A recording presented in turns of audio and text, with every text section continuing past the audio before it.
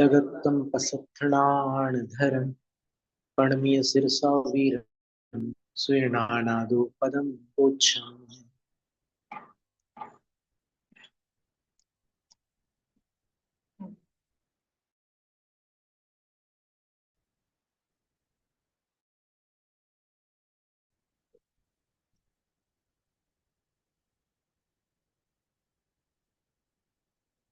बंध प्रत्ययों की संदृष्टि अपन ने पढ़ी थी।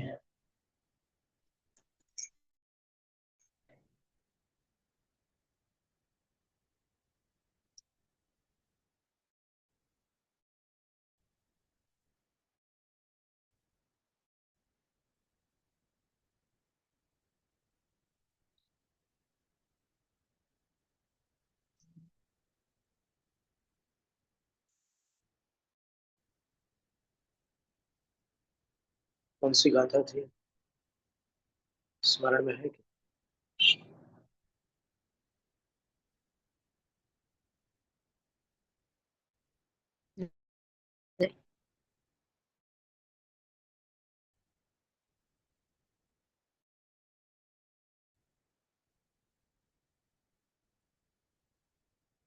इस गुणस्थान में कितने प्रत्यय रहते हैं? हाँ, गुणस्थानों वाले तो हो गए थे। हाँ, हो गई। उसके पश्चात मार्गणाओं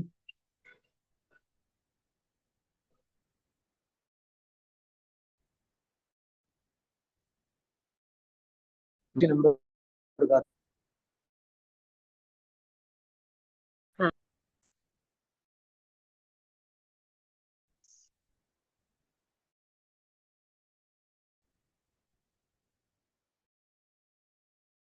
था।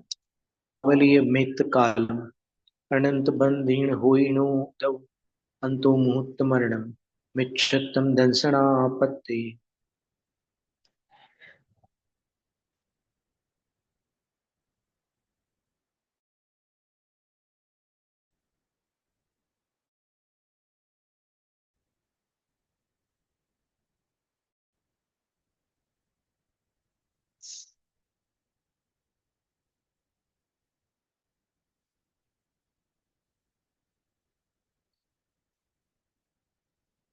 ये कैसे हुआ? गाथा 96 के बाद 103 कैसे आ गई?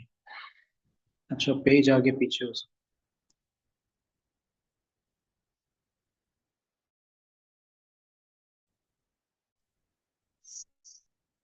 हाँ, ठीक है। फिर इसके बाद वाली गाथा है, मिच्छत तक्कम कहो कोहाई तिन्निवेद ए गुति ए गोय असाई ज्वेलमेयम जोगो दस होन्ति हे ऊते। यह सम्यक्त्वात् पतितो मिथ्यात्व प्राप्त, जो सम्यक से पतित होकर मिथ्यात्व को प्राप्त हुआ है, तस्य उसके अनंतानुबंधी नाम आवलिका मात्र कालम उदयो नास्ति। अनंतानुबंधी काल पर्यंत अनंतानुबंधी का आवली मात्र काल पर्यंत उदय नहीं है। अंतो मुहूर्त काले मरणम अपि नास्ति, और अंतर्मुहूर्त काल तक, क्षम सम्यक का जो अंतर्मुहूर्त काल है उतने काल तक मरण भी नहीं हो सकता। तदाह दर्शनात् अनंतानुबंधी विसंयोजित वेदक सम्यक्त्वात्। दर्शन से प्रतीत का अर्थ यहाँ पर ये लेना कि अनंतानुबंधी की विसंयोजना पूर्वक जो वेदक सम्यक्त्व में आया है, वेदक सम्यक्त्व से मिथ्यात्व में नीचे आया है। तो मिथ्यात्व कर्मोदयात मिथ्यादृष्टि गुणस्थानम प्राप्ते सति, मिथ्यात्व कर्म के उदय से मिथ्यादृष्टि गुणस्थान के प्राप्त होने पर आवलिका आवली मात्र मात्र काल आवली का अनंतानुबंधियों का उदय नहीं होता। अंतर्मुहूर्तम यावत तावन मरणम नास्ति, जब तक अंतर्मुहूर्त पूरा नहीं हो जाता वो, तब तक मरण भी नहीं होता।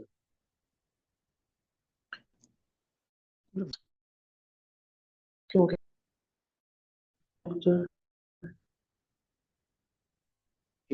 वेदक सम्यक बात मिथ्यात्व कर्म। अच्छा, ऐसा है कि मतलब वो सम्यक गए हैं और नीचे है दूसरे स्थान। नहीं, वो दूसरे में नहीं आ रहे हैं, सीधे पहले में आ रहे हैं।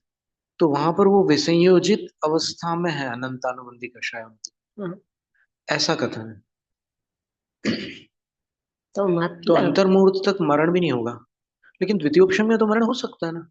हो सकता है, लेकिन मिथ्यात्व में आया। हाँ,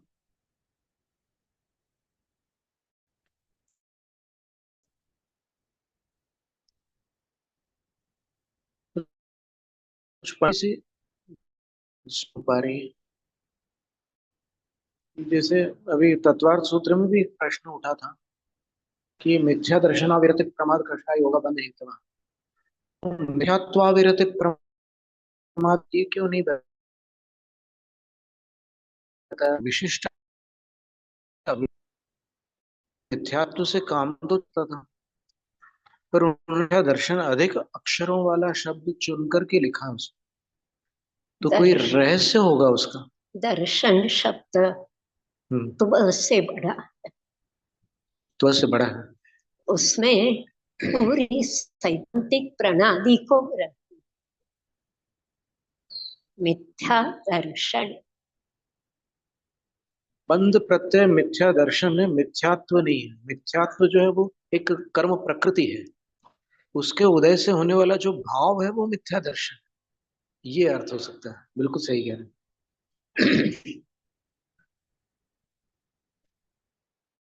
और बात होगी।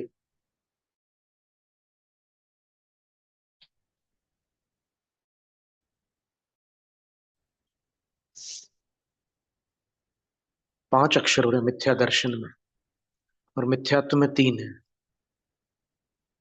तो 2 अक्षर अधिक इस उद्देश्य से वहां पर दिए गए हैं कि वो भावात्मक है, और मिथ्यात्व जो है वो द्रव्य भावात्मक दोनों होता है, तो उससे ये स्पष्ट नहीं होता वो प्रत्यय है।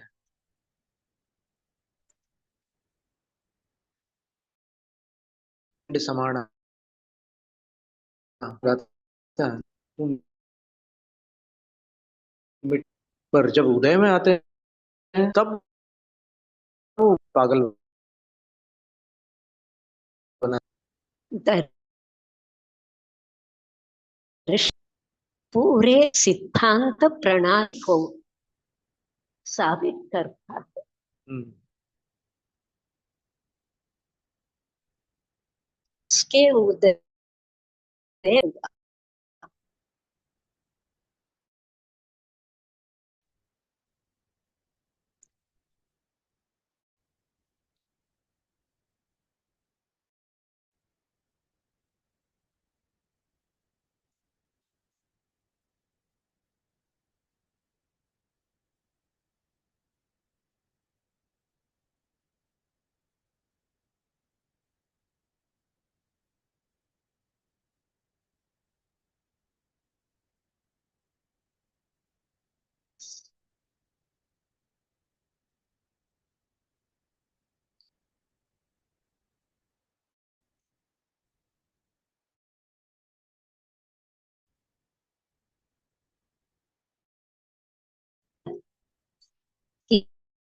किसी को लगा सकते हैं।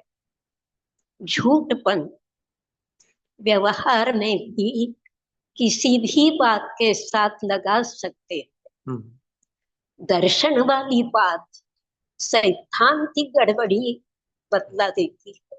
ठीक बात। मिथ्यात्व कहेंगे तो झूठ बना, हाँ हाँ, अभी अनिष्ट अर्थ ग्रहण हो सकता है।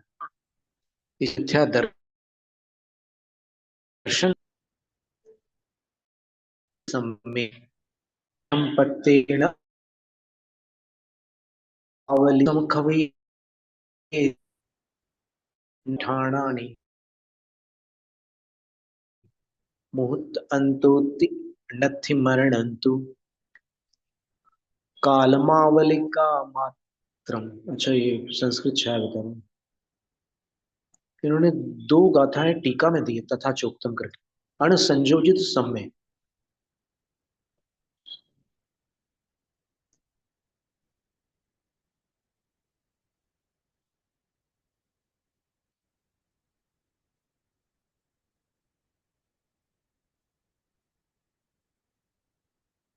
अनंतानुबंधी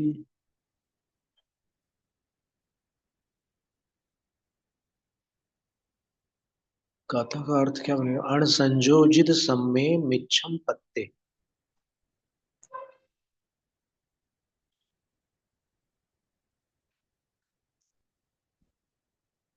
अनंतानुबंधी का विसंयोजन जिस सम्यक्त में हुआ है। अणसंयोजित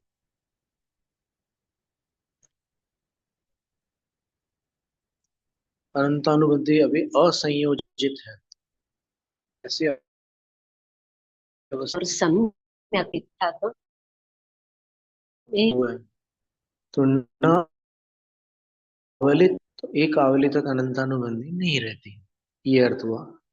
और उपसम खवीय सम्म, उपशम और क्षयिक सम्यक्त नहीं तत्व विचार ठाणानि, चार स्थान वहां नहीं।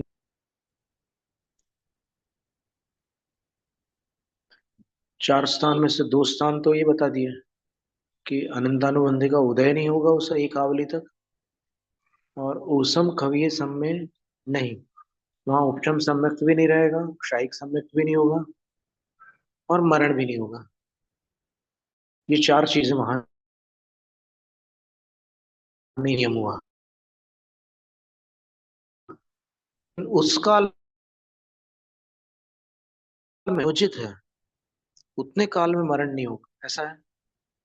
क्योंकि देखो 11वें गुणस्थान में कोई द्वितीयोपशम सम्यक दृष्टि जीव है, तो,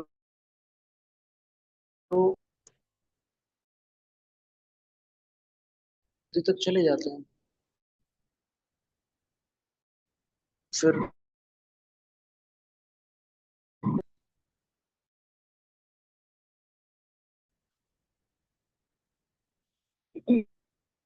जाकर यहाँ पर देखा, तब तक मरण नहीं होता। अनसंयोजित अनसंयोजित मतलब जब तक आई है अनंतानुबंधी संयोजित नहीं हुई है, विसंयोजना की अवस्था में है, तब तक मरण नहीं हो सकता। पर ऐसा कहने से तो फिर वो देवगति में कैसे जाएंगे वो? 11वें गुणस्थान में अगर मरण हो रहा है, जो क्षय, तो वहां तो असंयोजित है, मतलब विसंयोजित है अनंतानुबंधी। कुछ और अर्थ होना चाहिए इसको। उपशांत क्यों नहीं? एक बार अपन हिंदी देखेंगे। हाँ, जो अनंतानुबंधी का उपशांत विसंयोजक। नहीं, उपशांत नहीं 25 प्रकृतियों के बीच, बाकी की उनका उपशम है, हाँ वो तो है ही है, तभी उपशांत मोह कहा। पक्की बात। तो अनंतानुबंधी भी संयोजित है या उपशांत है? द्वितीयम नहीं है क्या? वैसे ऊपर जा मत है, ये देख जो अनंत में एक दृष्टि जीव में को छोड़कर मिथ्यात्व प्राप्त हो, के एक आवली तक अनंतानुबंध, अनंतानुबंध का शब्द, तथा सम्यक्त को छोड़कर मिथ्यात्व को प्राप्त होने वाले जीव का अंतर्मुहूर्त काल तक मरण भी नहीं होता। इस नियम के अनुसार मिथ्या दृष्टि के एक समय में पांच मिथ्यात्वों में से एक मिथ्यात्व, पांच इंद्रियों में से एक इंद्रिय, छह कायों में से एक काय, अनंतानुबंधी के बिना शेष क्रोधादि कषायों में से क्रोधादि तीन कषाय, तीन वेदों में से कोई एक वेद इत्यादि, दो युगलों में से कोई एक युगल, और आहारक द्विक तथा अपर्याप्त काल संबंधी तीन मिश्र योग, इन पांच के बिना शेष 10 योगों में से कोई एक योग इस प्रकार जगन्य से 10 प्रत्यय बनते हैं। 3 प्रकार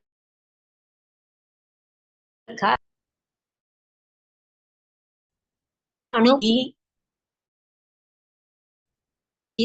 शांत 3 प्रत्याख्यान संवेदन, तीनों प्रकार का क्रोध तो क्रोध, है ना? मान तो मान, ठीक है ना? तीनों प्रकार की माया, हाँ, ऐसा लेना पड़ेगा। ऐसा लेना पड़ेगा। और फिर यहाँ पर विषययोजक सम्यक दृष्टि की बात चल रही है। हाँ।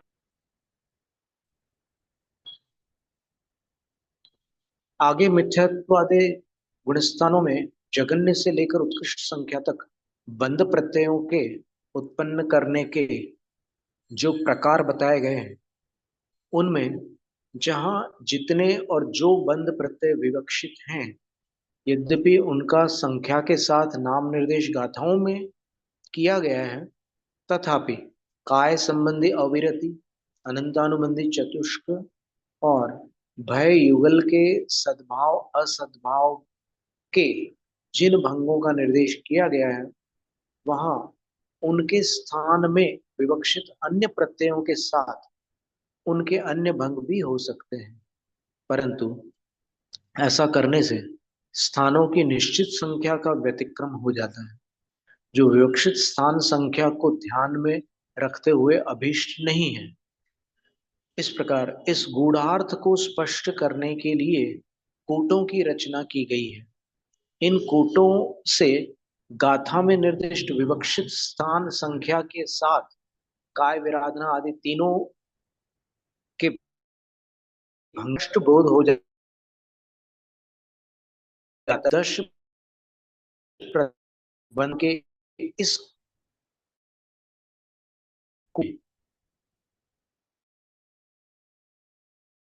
का एक दिया हुआ है, जिसका अभिप्राय है कि यहाँ पर काय संबंधी एक संयोगी गुणकार विवक्षित है।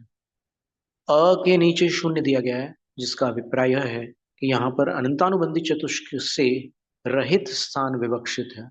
शून्य है ना, अ। फिर भ के नीचे जो शून्य दिया गया है, इससे सूचित होता है कि यहाँ पर भय युगल से रहित स्थान विवक्षित है। आगे आने वाले सभी कूटों में दिए गए अंकों या शून्यों चाहिए। इससे कूट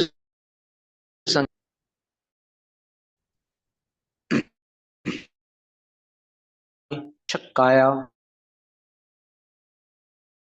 ए ज्वलम 10 जोगा अन्नोन्न गुणिया 10 जोग जहन्न भंगा 43,200।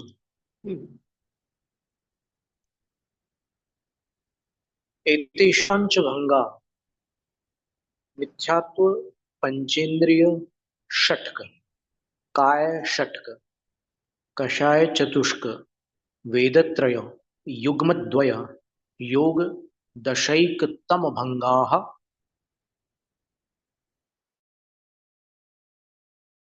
योगस्य जघन्य भंगाः स्युः 43,200। तत्कथम, वो कैसे? बोले दश द्वाभ्याम गुणिता विंशति, 10 को 2 से गुणा करो 20 हो जाएंगे। और त्रिभिर गुणिता षष्ठी, उसको 3 से गुणा करो तो 60 हो जाते हैं। और चतुर्भिर गुणिता 240, और 60 को 4 से गुणा करो तो 240 होते। एते षड्भिर गुणिता 1440, इनको 6 से गुणित करने से 1440 होते। एते पुनः, और ये भी षड्भिर गुणिता 6 से गुणित करने पर 8,640 होते हैं। एते पंचभिर गुणिता, इनको 5 से गुणित करने पर 43,200 भंग हो जाते हैं। अनेन प्रकार सर्वत्र अन्योन्य भंगा गुणनीया, इस प्रकार से सब जगह परस्पर में भंग गुणित करने योग्य है।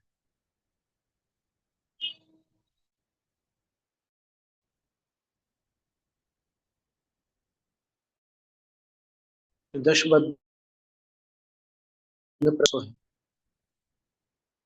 इनने का प्रकार छह भाषाएं, तीन वेद, हास्यादि एक युगल और 10 योग। इन्हें क्रम से स्थापित करके परस्पर में गुणा करने पर जघन्य दश प्रकृत बंध प्रकृत प्रत्ययों का भंग आता है।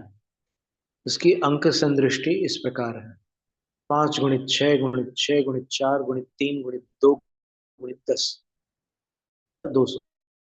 ये 10 प्रत्ययों के भंग हो गए। श्री 11 बीज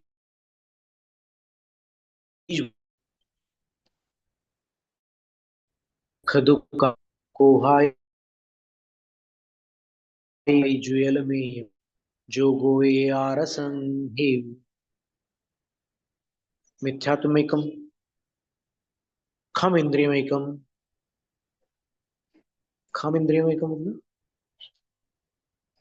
शून्य। ख यानी शून्य। वो तो है ही है। एक समय इंद्रिय।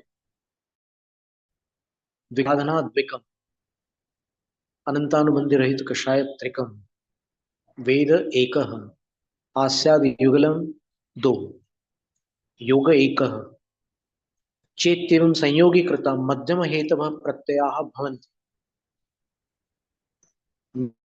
मिलित एकादश।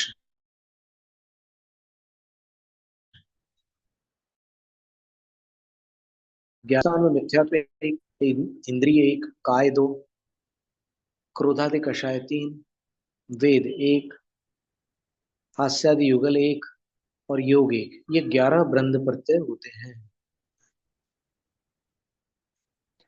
मिच्छम काओ कोहाई चौक वे ए गोय असाई जुयल मेयम जोगो ए आरसं हयु। मिथ्यात्वम एकतमम, एक मिथ्यात्व हो गया। खम इंद्रियम एकम, एक इंद्रिय हो गई है। खम इंद्रिय यानी स्पर्शन इंद्रिय। पहली।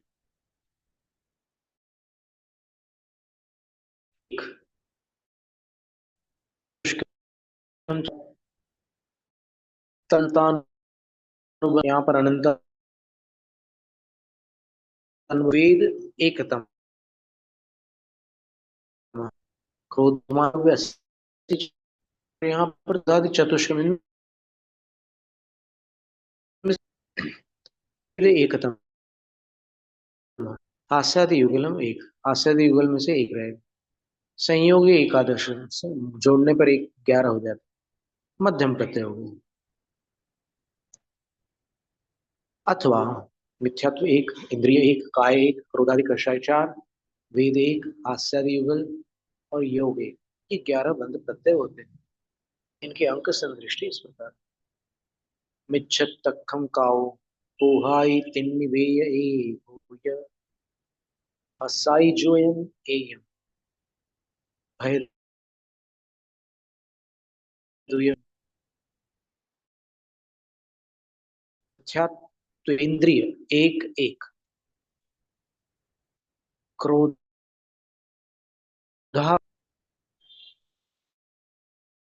क्रोधाकैक वेदे, क्रोधातिक और फिर एक वेद, ये तीन का। और फिर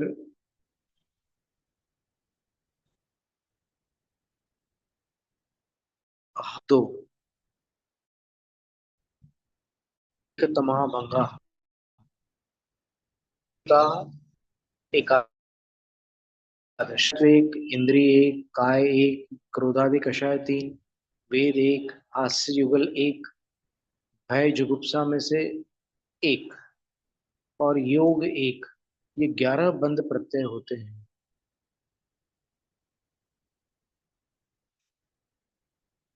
भय जुगुप्सा में से एक।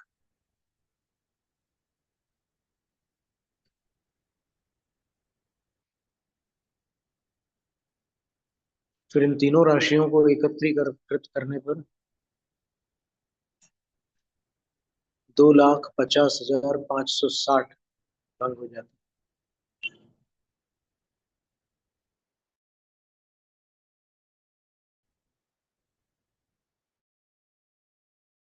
अणुओं को जोड़ने पर ये भंग बनते हैं।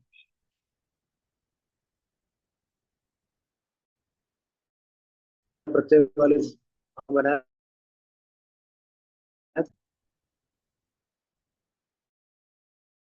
50,560 भंग। मिथ्या दृष्टि के आगे बतलाए जाने वाले 12 बंध प्रत्यय संबंधी भंगों को निकालने के लिए बीजभूत कूट रचना इस प्रकार है। कूट रचना बता दो। मिच्छत्तखतिकाया कोहाई तिन्नि ए वेदोय हस्साई ज्वेलमेयम जो गो बारह हवंति ते हेउ। मिथ्येन्द्रियम एक, तीन, क्रोधादित्रयम तीन, अस्यादियुगलम एक, योग योगी द्वादश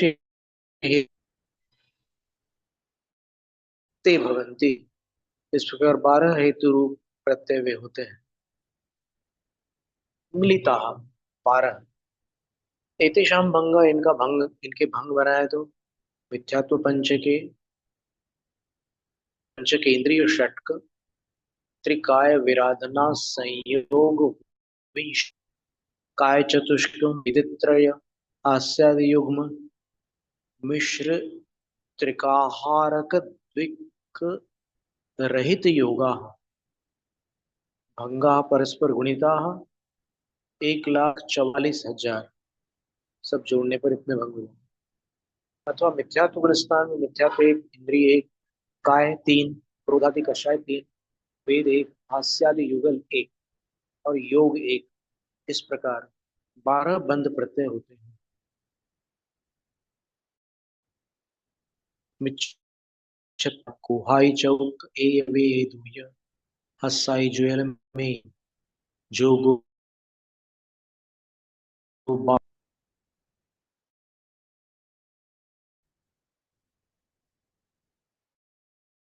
दो क्रोधादि हास्यादि युगल एक। इस प्रकार 12 बंद प्रत्यय होते हैं। मिच्छत दुकाया कोहाई तिन्नि एयवे दुय हस्साई दुयम एयम भय दुय एयम च जोगोय। अथवा मिथ्यात्व एक, इंद्रिय एक, काय दो, क्रोधादि कषाय तीन, वेद एक, हास्यादि युगल एक, भय द्विक में से एक और योग एक। इस प्रकार 11 बंद प्रत्यय होते 12 बंद प्रत्यय होते, 11 नहीं 12।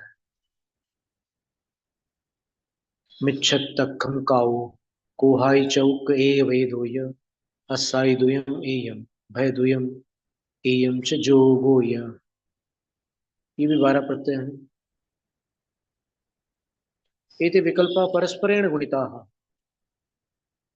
1,12,320।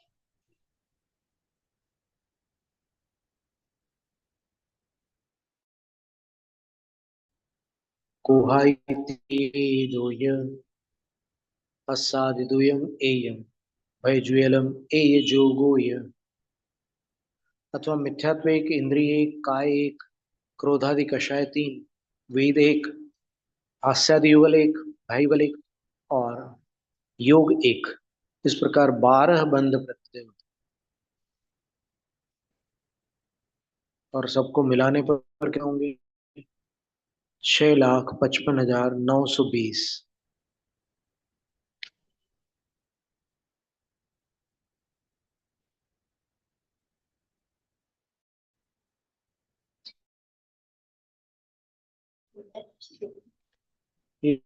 एक आज इतने ही रख लेते। हाँ, समय हैं।